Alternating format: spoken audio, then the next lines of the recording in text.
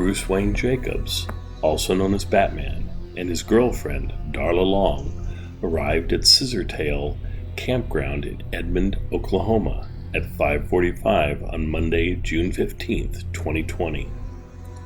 A campground attendant later attested that Bruce had arrived in his red and silver Ford pickup, which was towing a camper trailer behind it, while Darla followed just behind in her own car. The next morning, June 16th, Bruce left in his truck at 8:30 a.m. to get some breakfast. Darla stayed behind because she and Bruce had just had a fight. Bruce Wayne Jacobs was never seen again. What happened to Bruce Wayne Jacobs?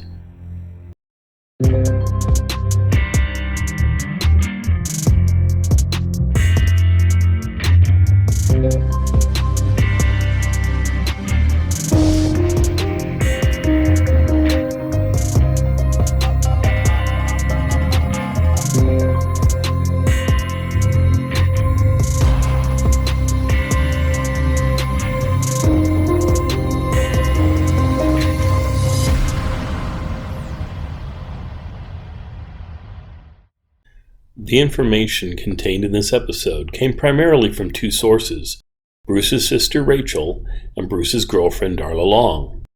Their stories often don't align.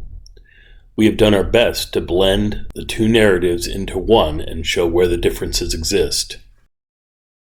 Bruce Wayne Jacobs is 52 years old.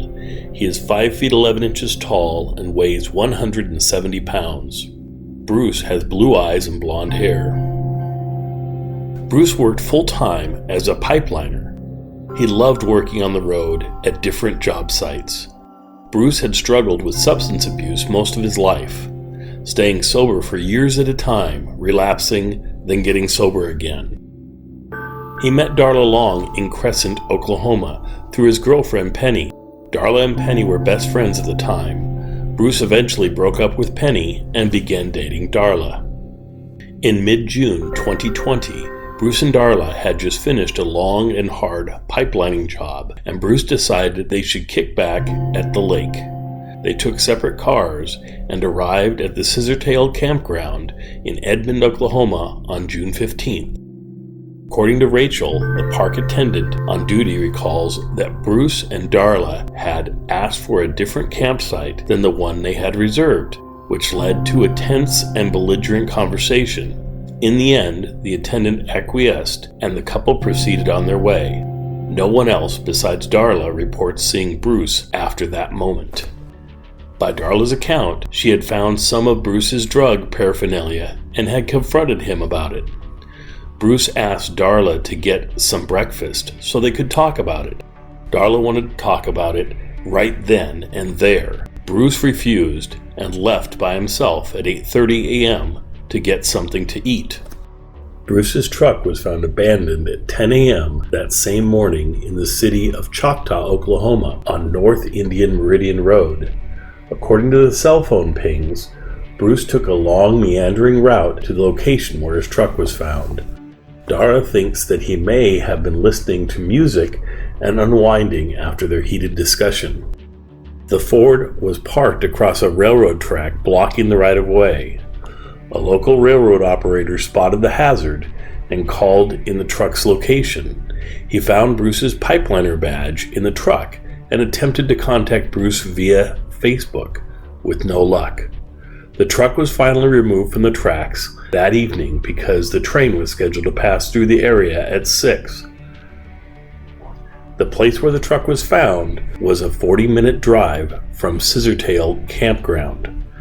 Later, investigators determined that there was no signs of physical violence in or around the vehicle. Bruce's sister Rachel hadn't spoken to her brother since June 13th. In the meantime, she had lost her phone and didn't find out that Bruce was even missing until the evening of June the 21st. She immediately called Darla. Their conversation quickly degraded into a shouting match. According to Rachel, Darla told her several misleading, contradictory things when they spoke. For instance, Darla stated that Bruce's truck was in Shawnee, Oklahoma, when in fact it was found in Choctaw. Shawnee and Choctaw are close together, and Darla says that in her mind, Choctaw area is synonymous with Shawnee. Additionally, Darla claimed to know where the missing camper was located, but refused to say until Rachel promised to pay Darla $500 that Bruce supposedly owed her. Darla stated that she used her paycheck to pay bills that she and Bruce had accumulated, and she now needed money to live. Darla had her own theories about Bruce's disappearance. She believed that you lose a man like you got him, and suspected that he'd gone off with another woman. She also wondered if Bruce had simply left to get high.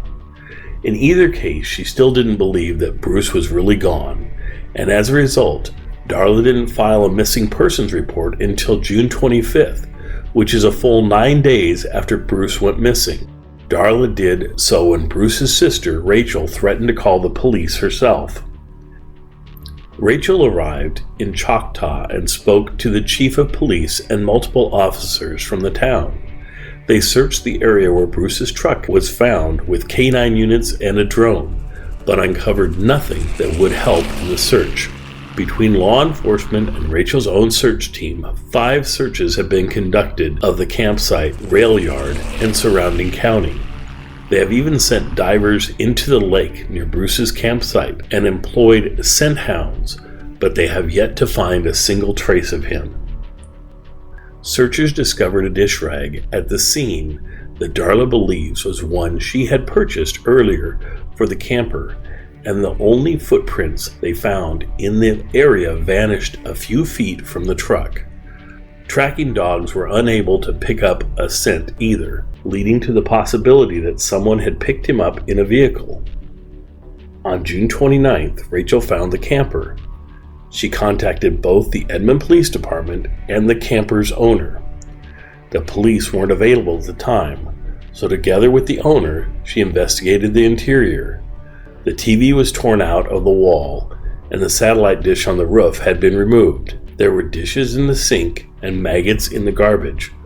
All of Bruce's belongings were missing, except for some personal effects, a few of his hard hats, and a hazmat suits for work. Records show that the satellite dish was used for 3 months after Bruce disappeared. The camper owner filed a police report on the missing television. Darla says that she left Scissortail Campground on June 18th, but without Bruce's truck. She had no way to move the camper, so she left it at the campsite. Police told her it looked like someone had been using the camper for a party. There was drug paraphernalia scattered everywhere. Darla concluded that it was the partiers who removed the TV and took Bruce's things. Rachel would later claim that Darla's friends were selling Bruce's things online, but was unable to prove her allegations. After finding the camper, Rachel met with Edmond PD. They immediately dispatched deputies to intercept the owner of the camper, who had taken his property and headed out of town. Finding nothing out of place, they released the vehicle to its owner.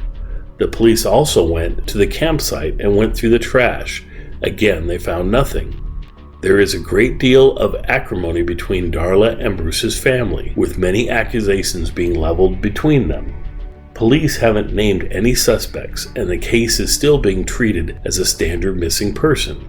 All anyone knows for certain is that Bruce disappeared without a trace, and no one has any clue why. If you have any information about the disappearance of Bruce Wayne Jacobs, please contact the Edmond PD. Please like, share, and subscribe to this channel. And if you or anyone you know has a loved one that is missing, please fill out our case submission form. There is a link in this video's show notes.